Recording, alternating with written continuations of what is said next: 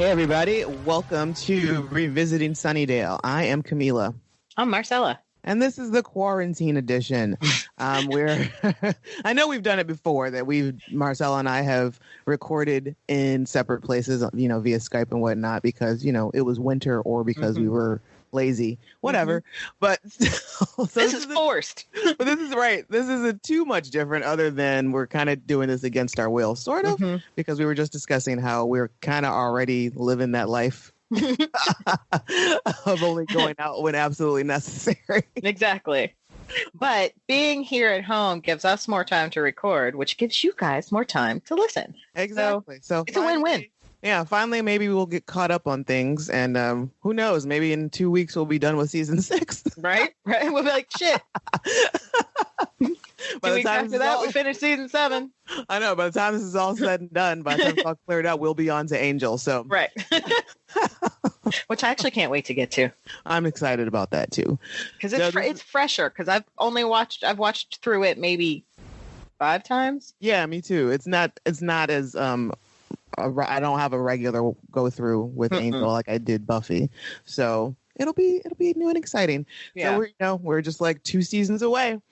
So this is episode 101, and we're going to be wrapping up season 5. Last episode we did the last one. We talked about The Gift, and now let's just talk about season 5 as a whole.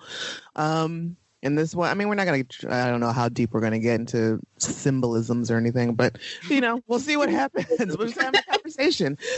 But in the meantime, if you could like our Facebook page, Revisiting Sunnydale, and also follow us on Twitter at Back to Sunnydale, that'd be super great. And you got time to go also and rate and review us on iTunes and or Libsyn and wherever else we are, on iHeartMedia and Google Podcasts. You can tell Alexa.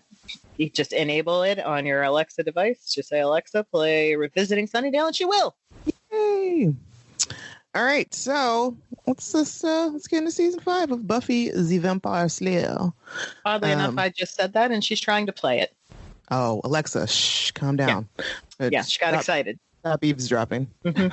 You think she's? I would imagine Alexa's been working pretty hard these past 14 days. She needs a vacation. She's tired. Okay, so in my opinion, the main events that happened this season was Riley left, Spike figured out he was in love with Buffy, Dawn comes into our lives, Joyce dies, and Buffy commits suicide. Yep. So those are like the main things that happened. Yeah. Season 5 as a whole, I think it's a pretty good. It's a really strong season. It's. I don't know where it lies among my favorites. I haven't thought about it that much, but it's, clearly it's above season 1. Yeah. Maybe it's, I don't know. It's a mid-level season. Yeah. It's not my fave, but it's not the worst either. No, I think it's right there in the middle. Yeah, exactly. And for me, fine. It's because like Glory, Glory teeters a lot for me, where I like her, and then it's just like, okay, you're way over the top. I need you to bring it down a couple. Which is exactly what happens with Dawn. They're a perfect seesaw. God. When one is too much, the other is right there with some delicious evil. Right. When Glory's too weird, Dawn's right there with a heartbreaking. I just found out I'm the key. Right. Now it's a good balance. Yeah. And that episode is also one of the good ones too. One of the better ones where I don't hate Dawn as much. I actually do feel for her. Yeah. And I don't think that everybody gives her the proper respect that she deserves in that. Like, she just found out a big deal and nobody's really given her time to process. Right. It's the equivalent of finding out something huge in your life, like you're adopted, or that your mom is actually your sister, right? Or your sister's actually your mom. Exactly. Yeah, it's a huge thing to find out, and it turns out she's not even real. Right. Like, nobody can wrap. There's no way to wrap your brain around that whatsoever. Like, what would you do? I'm 2 weeks old. What the fuck? I'm gonna need a minute, like at least a minute. Right.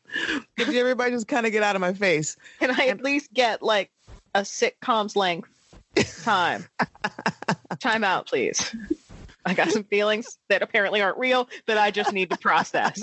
And I was also starting to think that what if, the Bucks had just kind of forgot to put the memories in Hank's brain, and all this time we've been like talking about Hank sucks, blah blah blah, and then in the meantime, like he's been trying to he stopped calling because people keep talking to him about Dawn, and he's like, what is happening in that household? Like, well, right. Who is Dawn? This is Dawn. Is that part of her tumor? And am I supposed to be paying double child support now? Like what? No. So for me, there are two things about this season that put it in the mid-range. The one is that there is major character development and growth in this season. Yes.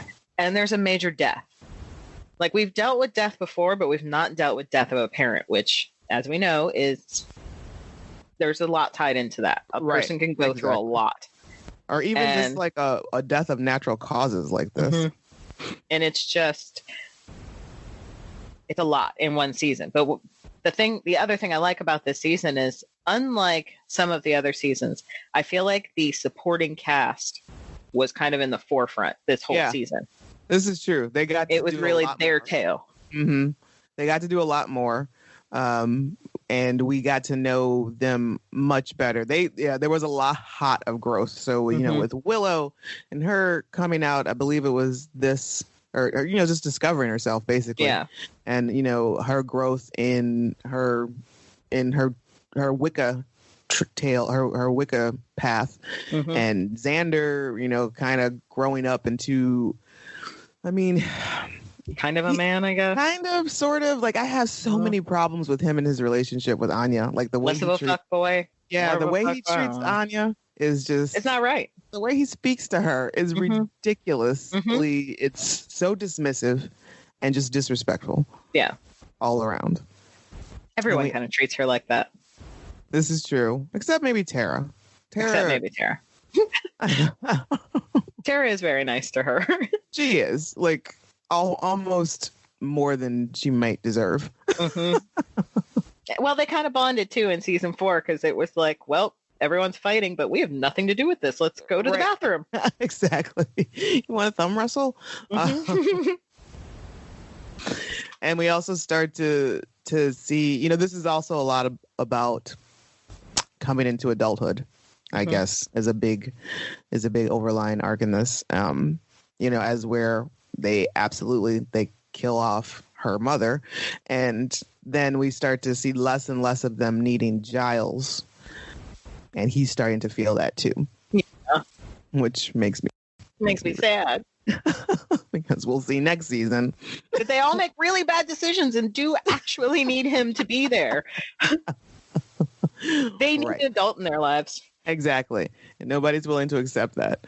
Or they at least need an older friend. Like, they need someone like 5 years older than them to be like, what? No, that's not how people act. My unpopular opinion, I have a couple of them for this season, but one of them is that Dawn gives Tara something to do other than worship Willow. This is true. And is that really an unpopular opinion? Because I think it will be. Because we know we have some Tara lovers out there. Yes. And Tara, I don't hate Tara. I don't hate Tara. No, not at all. Tara her character growth was one of the things that I really liked as well, because at first they really, like, it was kind of shoddy, like the way that they introduced her character and how she was just so mousy and everything. And but I'm glad that, she got to grow up. And we even got to meet her family this season. Right. Who is terrible. So I understand why she was the way she was when we first met her. I guess that makes sense. I guess that would make sense.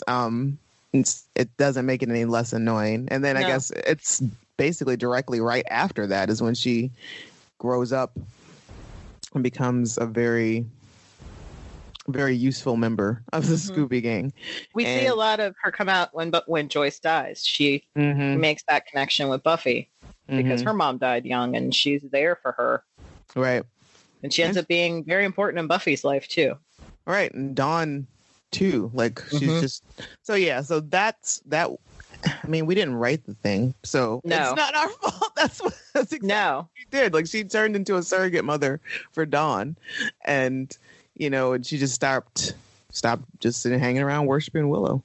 And it's spoiler for season 6, but it irritates me so much that they did the same thing to Dawn that they did to Buffy.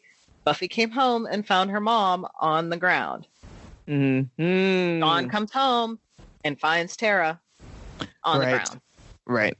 And then sits there with her. Yeah. For like half a day. Yeah. That's and it's heartbreaking. Was it necessary? No. I don't know. When we get there. Yeah, exactly. So yeah, I mean, this season there were a couple episodes that had some really great suspense and some tension going on. We had a couple throwaways that were just like filler because they had to come up with 22 episodes. we had some just like fun kind of romps. And I guess the replacement is the episode where Xander really steps up and starts to, and he grows up a little bit more when he realizes that he does have it in him to be a grown up. Sure. If you say so. He's the one I think had the worst character development in this season. Because he doesn't, so he does realize that he can do a little more, but then he kind of plateaus right there. And he kind of stays at that the whole season. Like he has that one moment where he realizes that he loves Anya, but then he continues to treat her like shit. Right. The whole season. So he actually backslides a little. Right. Even his declaration to her, like when he just pops up, is like, hey, if I didn't tell you, I love you. And it just seems a little aggressive. Like there's not as heartfelt as I should have realized that you I missed it. And then even at the end when he's like, we're gonna die, let's get married. Right. Like, dude. No, you're only proposing to me because we are gonna die. Mm-hmm. And he talks his way out of it, but that is essentially exactly what he did. Mm-hmm. Yep. That's the only reason. He never would have done it otherwise, and we see he wasn't even ready for it. No. Nope. That's what and it sucks because you really want to like the funny guy. You really like. He started off as just like this goofy, funny, whatever, best friend, never get the girl kind of guy, and we all liked him at that point. Mm-hmm. But then, as soon as he gets a girlfriend, Cordy, right, he starts fucking up. Right. And let's go back a little bit in season 5 and really think about what he did. So he found out that Riley was feeling bad about his relationship with Buffy, and he kept it a secret. Right. And then when Riley left, he said to Buffy, "Oh, you didn't know? We all knew." Because he waited until that night, and even then, he still wasn't clearly telling her like everything that was happening. Right. It's something like Riley confesses to him, like it was probably like 2 weeks at least before he decides to leave. Like, hey, Buffy doesn't love me. And at that moment, Xander should be like, oh, whoa, okay, maybe. You want to get a beer? Like, right. You want to talk about this a little bit more? Like, you just fill it out to some. Okay, you don't want to talk about it. Okay, I'm going to tell Buffy. Right. You realize she's my best friend. Right. She should know this, that you think this, and maybe y'all can work it out. So, yeah. That would be like Dan texting me and be like, Camila doesn't love me. And me being like, huh. Okay. Right. I'm just going to sit on that and see how this goes, how this plays out. Yeah. Get some popcorn. No, that's not what you do. No. So, yeah. So Xander fucked up there. Mm-hmm. And he wanted to blame Buffy too. And it was also another thing. Like, he was getting really aggressive with her about it. Like, this is your fault that you're treating him like trash. And quite honestly, again, nobody gave Buffy the benefit of the doubt. Like, the way Riley started feeling funky because she didn't need him. Mm-hmm. Why? Like, I mean, okay, so you want her to lean on you, fine, but don't give her an attitude because she has grown accustomed to being there for herself, right? And she's the Slayer who is constantly saving the world and has to put on the brave soldier face all the time So, dude, just don't. I mean, most don't. of us, right? She's like, and also they're what, like barely 22, right? Maybe. Who knows how to work life at 22? At 22. All right, so we've got Xander's terrible ways. Willow at this season 5, she starts out normal Willow, basically. Normal Willow. All in love, just all in love though at that point. She kind of went from super nerd to like badass bitch though, because she took on Glory. Yeah. And won. A couple times. It's kind of awesome. Right, it is. So this is like Willow's really, really grows in this season. Yeah. But maybe some residual just hanging out with Xander, because it seems like she learns how to be a bad partner from Xander. Because the whole disagreement that she has with Tara that leads Tara to get brain sucked, it didn't have to happen. It didn't. Tara kind of opened up and let her in, told her her fears, and just, it wasn't even like real fears. It was just like, I'm a little bit jealous. I'm a little bit scared, not scared, but you're doing a lot with this. You're doing a lot thing. And I don't know how to process it. And then immediately she gets real defensive about it. And just kind of becomes a jerk. Yeah. Which she continues over the next season. Mm-hmm. And gets worse before she gets better. Right. Rank. Arrogant. Amateur. Yes. And which brings us to Giles, who, poor guy, is just kind of feeling out of place. Yeah. Unneeded. He's looking for something else to do, because this is where he buys this season is when he buys the magic box. Mm-hmm. And at this point, like before that, he was fired. Yep. He's no longer the school librarian. So he's just kind of been a man of leisure for a summer. Was it the summer? Yeah, he gets it together though, and he kind of becomes their surrogate father this season, and goes from just being like the Watcher. He gets his job back, right? Thanks to Buffy. But then he also has to take this place in both Buffy and Dawn's lives, but I think only Dawn really realizes it at first, of this like surrogate father. Like, he's there for Dawn. Right.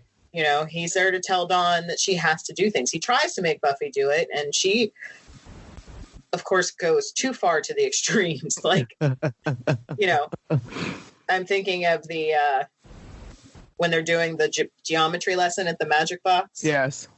She's actually learning something, and she's having fun, and you just flipped out on her. Buffy got real bitchy real fast. It was like, this isn't the time or place. Like, dude, this is like an actual learning exercise. Yeah. How can you not see that?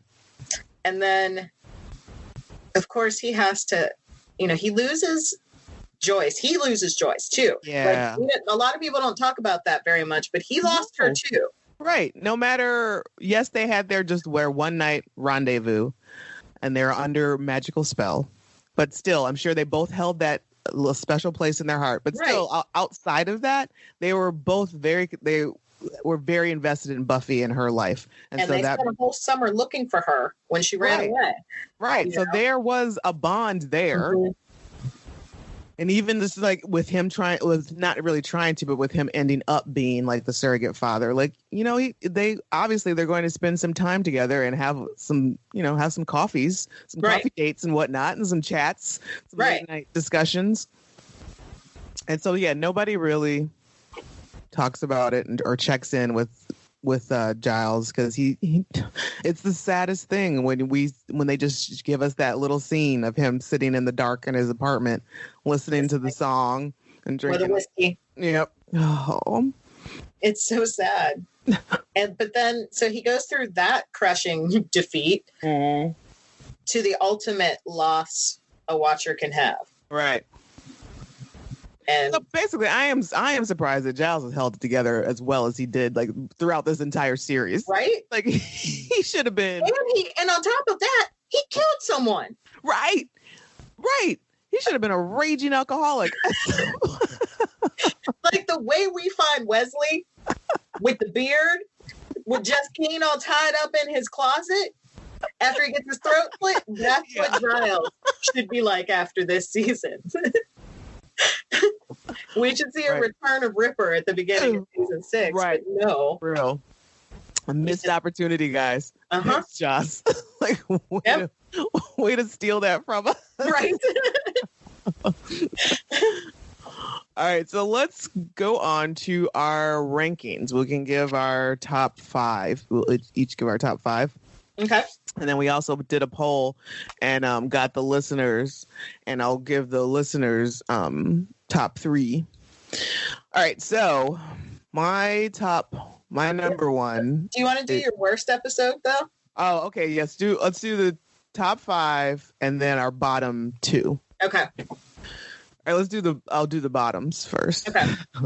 My bottom is Listening to Fear. That episode is really bad. But mine is Buffy versus Dracula. Is it? Yeah. Wow. Yeah. I didn't imagine that would be so low for you. Yeah. And it's mainly Dracula. Right. His acting is horrible. It's terrible. His acting is horrible. His makeup is even worse. Why is he so ashy? Like, everything about it is wrong. Like, was it that terrible when it first aired, or is this just like our television? No, it was that bad when it first aired. I thought that too. Like, why is he so white? Why is he so white? Like, that is clearly pancake makeup. Right. This dude needs, and his lips too. Like, you need some chapstick, like lip balm, Vaseline immediately. Mm-hmm. Right now. Yeah, that was bottom of the barrel. But listening to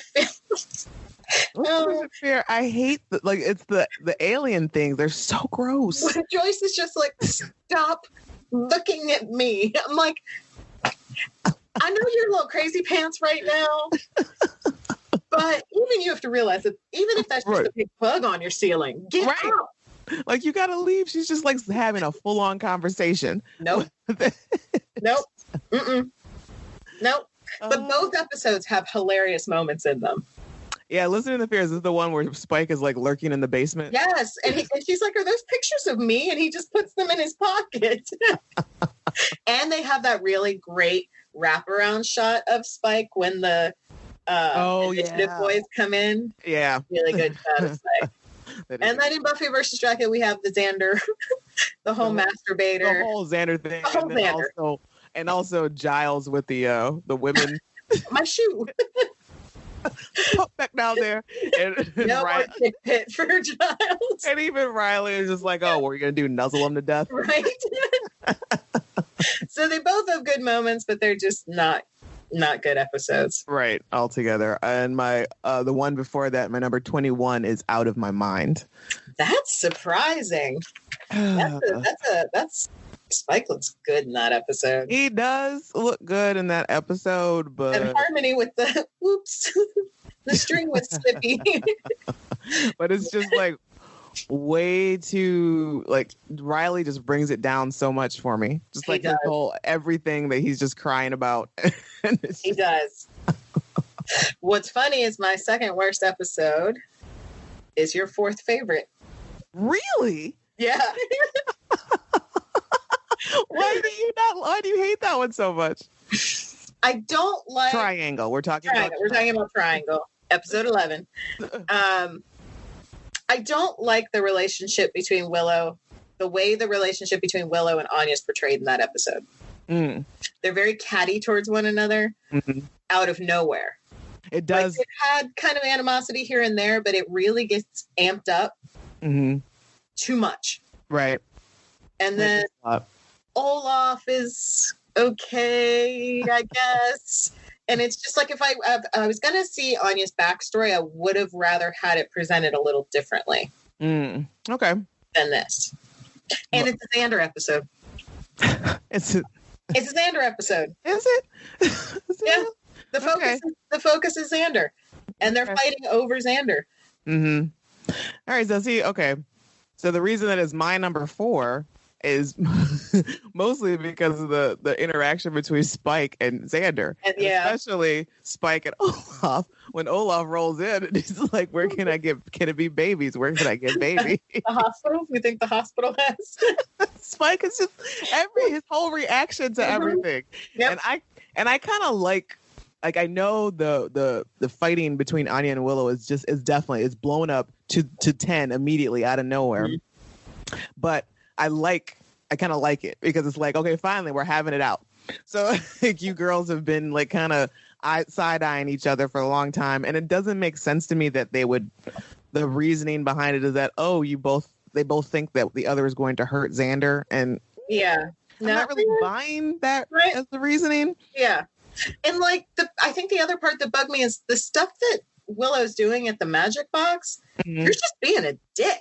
Yes. Like, this is my business. I am running this business. Right. There's no one in here and take supplies. Like if Giles were here, you wouldn't be doing this. Right. So absolutely. And then that just makes you kind of an asshole. She's kind of an asshole about it. And even Tara's like, maybe we shouldn't. Tara, you should have left a long time. You knew it was wrong. Right. You knew what was happening. And you're like, I'm not going to be a part of this. Mm-hmm. Like, this is your relationship too. Like, I'm surprised she isn't like, yeah, why do you always stick up for Xander? Like, why? Like, yeah, why? Why is that? Look at me and you. Why you always worried about what Xander's doing? Right. And I do appreciate how Anya brings up the Cordelia thing. She's like, "Oh, I know all about that. Don't act like I don't know." Right. But I don't like how Willow just kind of dismisses it. It's like, "Oh, hey, gay now." Okay, again, like that leads us into why can't she be bi? Like, I don't. Right.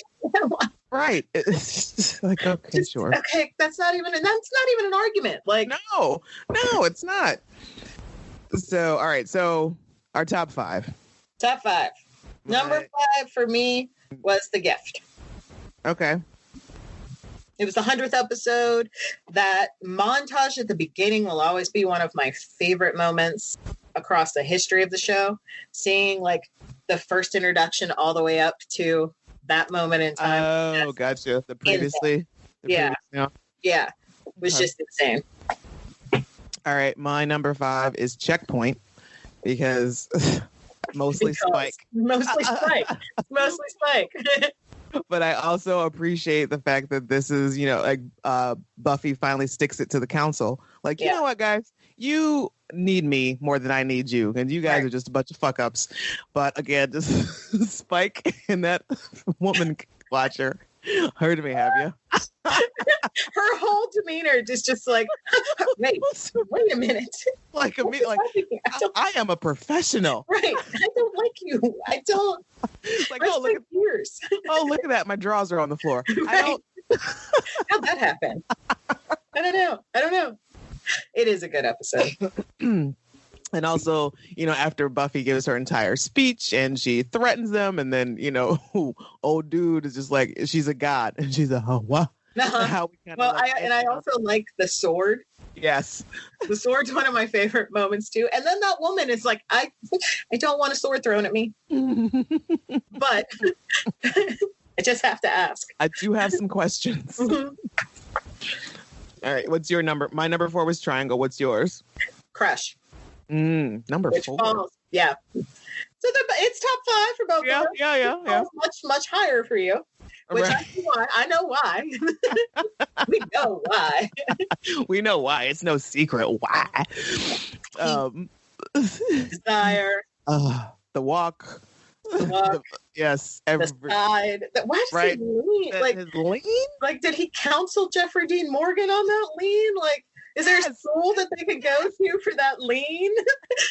Started by Jordan Catalano. Mm-hmm. Mm-hmm. The way he leans. Yep. And never have I ever. Nobody thinks of, I never thought about it before that moment on My So-Called Life. It's like, this is true. Mm-hmm. The way a man leans is something special. It could be something special. It can be special. It can be threatening. It's super intimidating. Right. There are nuances to Aline. Exactly. We could do a whole panel on the nuances of the male lean. Look for that in the future. Number 3. The body for me. I mean, it's a fantabulously done episode. Mm-hmm. It's just too heartbreaking for me to ever revisit, to like keep revisiting. Like I may have seen this episode 5 times in comparison to the rest of the Buffy episodes. Yeah, it's my number 2. Okay, what's your number 3? My number 3 is Tough Love. Okay, I just really like everything about that episode. It's fun. It's sad. There's so much in that episode. Tough Love. Really remind. This is the one where Tara gets brain sucked. Yeah. Mm-hmm. Okay. Yeah. Willow becomes this like badass, right? Scary, in control idiot. Let's be honest. I mean, right. You've got powers, but there's also there's wonderful moments between everybody, kind of in that episode. Mm-hmm. I like it. And my number 1 is probably also your number 1. Coming in number 1 with a bullet. Fool for Love. Absolutely. Dee Doo. Absolutely. Like we get the full history of William the Bloody, and it did not disappoint. No, it did not disappoint. That was yeah, we'd only before this episode we had only heard sprinklings of like who Spike was, and just kind of comments here and there. So this is the first time we got to go back, and also not to mention that this episode crosses over to Angel, which, spoiler alert, will be our favorite episode of Angel that season. Exactly, and I think it also like spreads into another episode in further seasons of Buffy, or something, because I feel like there's because I recall that shot of the 4 of them walking at the Boxer Rebellion, the slow-mo with the chaos going on behind them. It's so brilliant that each one of those characters have a different story that's being told in that slow-mo shot. Yep. And you don't, and it so seamlessly works. Even like the conversation that Spike has with Angel about killing the Slayer. Yeah. And the way Angel responds and the way we see Darla respond to it. And then, in Fool for Love, Angel seems jealous. He seems angry that he got to kill a Slayer before he did. But then spoiler alert, when we go over into the Angel's side, I forget which episode it is that Darla. I think it's called Darla. Okay. Because the subplot of that episode is about Darla's beginning. Okay, right. And then so we learn from that side, that point of view, is that Angel had gotten his soul at that point. He had a soul and he was scared. And, Darla or somebody. Darla's mean mugging him. She's so. Yeah. So, like, Spike's all like, I got a Slayer. Drusilla's like, woo, clouds are singing. Yeah. And Angel's like, you killed a human. And Darla's like, go ahead, slip up. Say something. See what happens. Because he was pretending. Right. He came back to the fold with his soul, and he was like, no, baby, please. I can still be bad. This isn't going to let me back in with the group. This isn't going to change a thing. Right. It'll be great. And then he immediately saves a whole family and babies. Right. And she's pissed about it. So, so this episode has so much going on in it. Like it's on a whole nother, like very smartly told level. And then all the way down to just like my animal prime like instincts of Spike in the subway. Like it's just and then there's that moment. Okay, people don't give Spike enough credit for his range. Right. He goes through so much in that episode. He goes from pathetic, sniveling with what's her name? Cecily. Mm. Yeah. To insane and hot and Like just like completely unhinged and not giving a fuck. Right. And then there is Billy Idol, which we all love. Yes. But then there is the tiny, sweet, heartbreaking moment when she throws that money at him. And says that you're beneath me, William. Oh. Uh-huh. And there's almost like tears well up in his eyes. And then he shuts it down. Yep. He's like, shut it down. Nope. I got you. I got you beneath you. Okay. And at the height of his anger, realizes that she's upset and throws it all away. And goes and puts his hand on her shoulder and she lets him. The most clunky, him trying to put that gun down and sit down at the same time. Like that gun is like a clunk, clunk, clunk. Like, Buffy, how did you not notice that he's wielding a shotgun? Right. And then they're there. They're there. It's wonderful. It's wonderful. Yes. Fool for Love is a damn near perfect episode.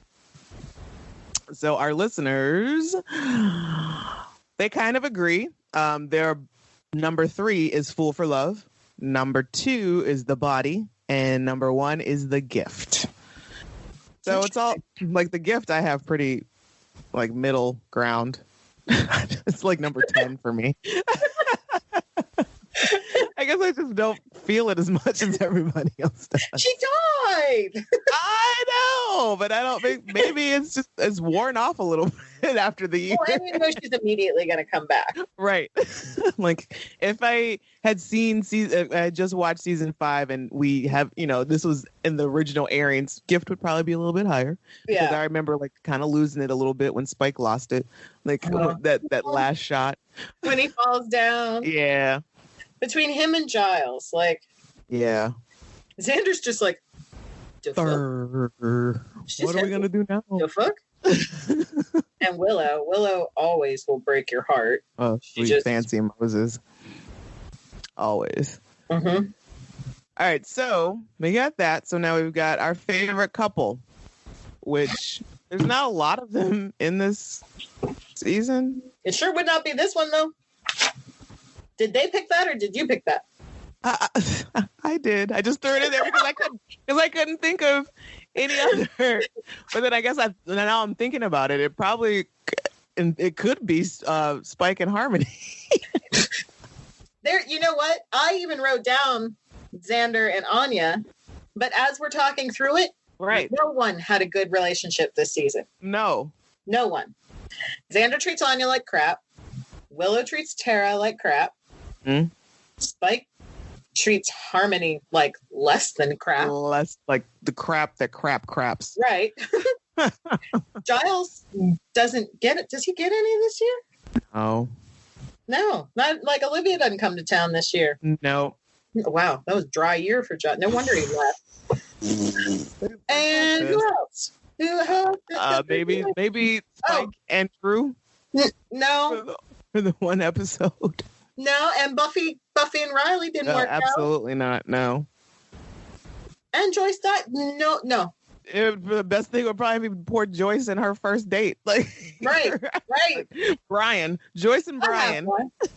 I have one. My favorite couple is Dawn and Tara. Okay.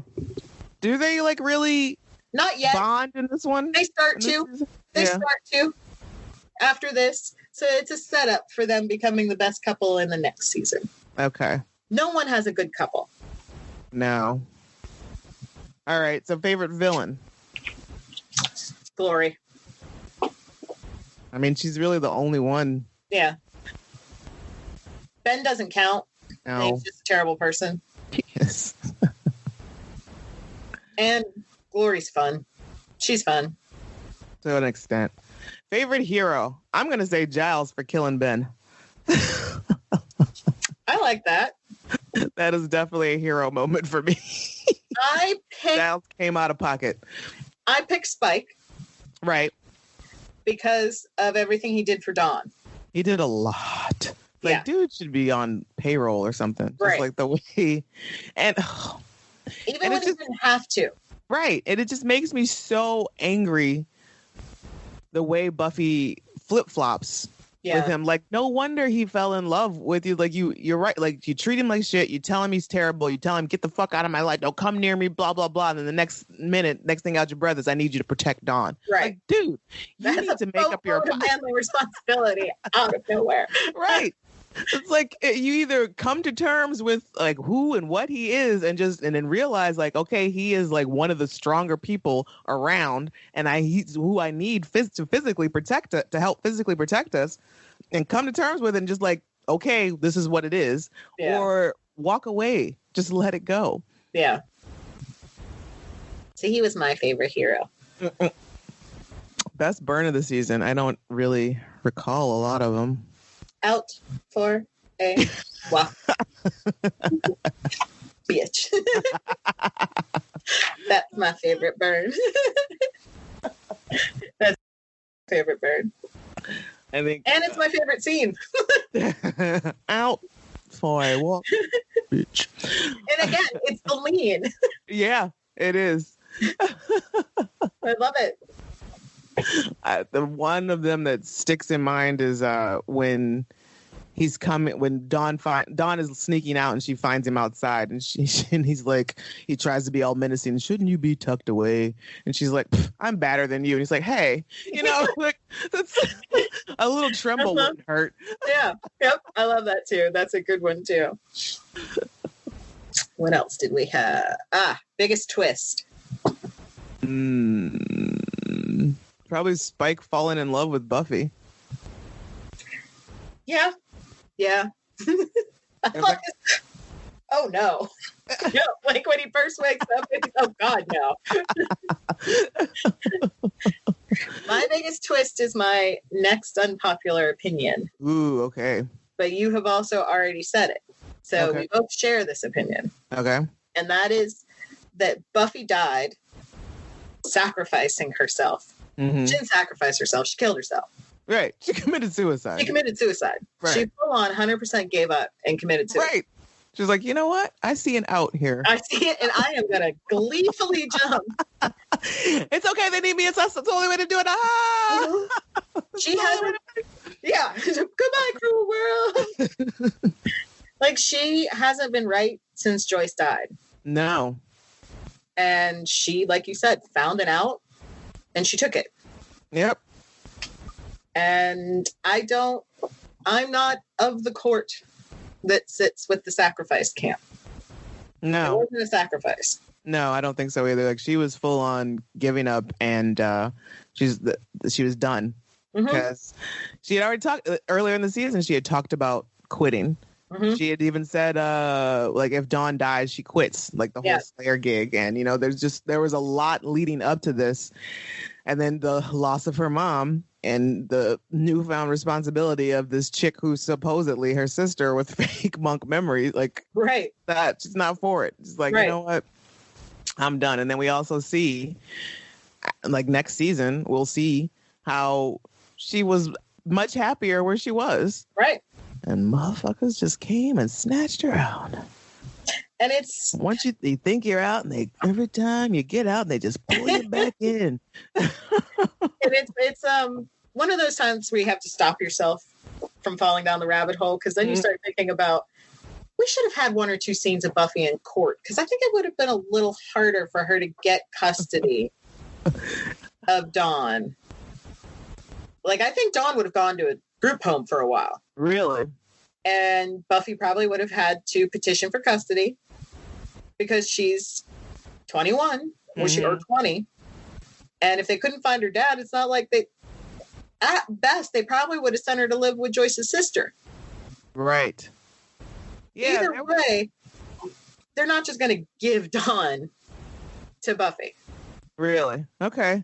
There would have been, there should have been a little more explanation as to how that went down. Yeah. Because I don't know the ins and outs of how that would have worked, or I just kind of assumed myself that, I guess next of kin right there, but also, and I also just assumed that, the courts asked Hank and he's like, nah. Like, did they at least try to find him? Like, I feel like there's a lot they could have done with that, Like, she's no, instead we got Triangle. Right.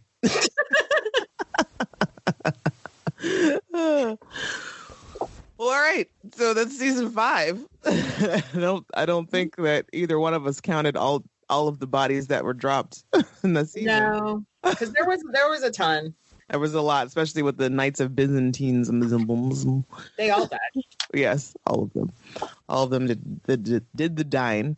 There were many scenes, and this was a good season for Spike. Like, at least great for season Spike lovers. It was a great season for action sequences as well. Mm. There was the whole RV in the desert scene, right? With Buffy on and the horses. That was impressive. Mm-hmm. A lot of the action sequences were really, really good this year. Yeah. Even the one where Buffy gets stabbed by the Slash vampire, the nasty 80s rock vampire that stabs her in Fool for Love. Like, the scene with them fighting in the playground is shot really well. The whole season on a whole is shot really well. Right. I feel like this season kind of the characters grew up, and so did the filming and the directing and everything. Like, the whole show grew up a little. Right. People started to get their sea legs finally. Season 5 was like, all right, now we can really do some stuff. And we get canceled. Wait, what? Why? How? We just did our best. Like, you do your best and you get canceled, but no. Buffy survives on UPN coming this fall. That's what we were treated to at the end of season. That whole heart. We want a roller coaster of emotion. Yeah. Because, I mean, I guess, I don't know if he decided to kill her off before or after he knew the show was saved. But either way, like, it worked very well. Like, he was in the clear if they didn't get picked back up. Right. And also it's like, okay, now I got a new challenge. And how are we going to bring her back if we do come back up? And we've got schools of thought that think it shouldn't have come back. And some people that would have preferred if it had just ended with season 5. Nope. No. I like the next 2 seasons. I like season 6. Yes.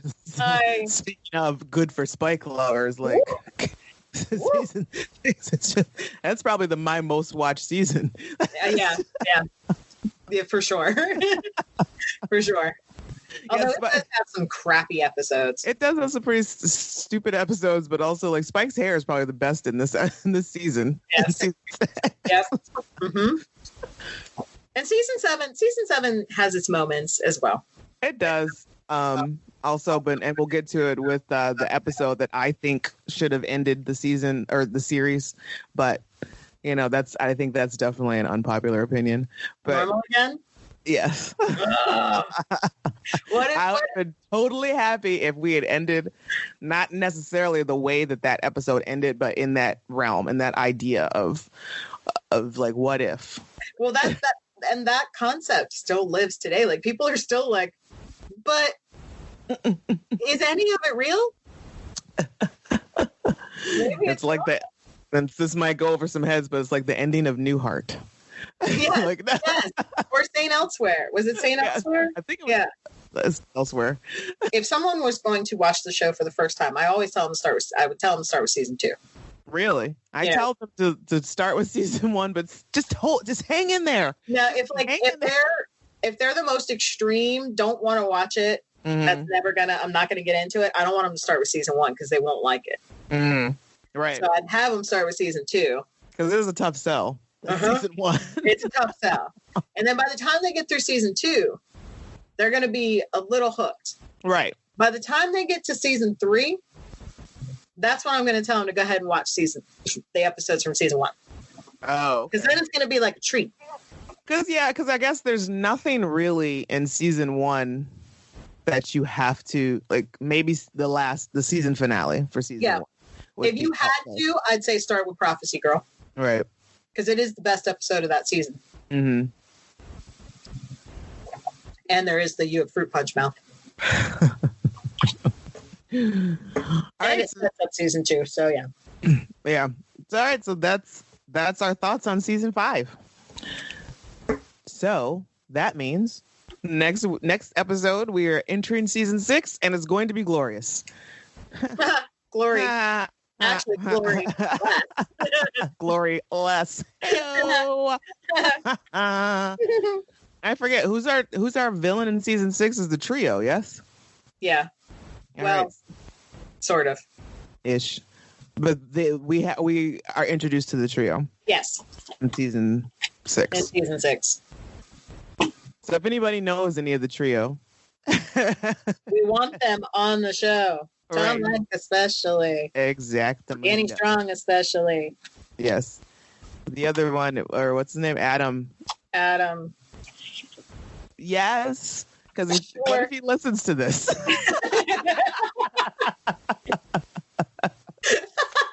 No, actually, I really would. There's some things I would like to ask him. Yes. So, yeah, hook us up, guys. If anybody has an in on any of those three.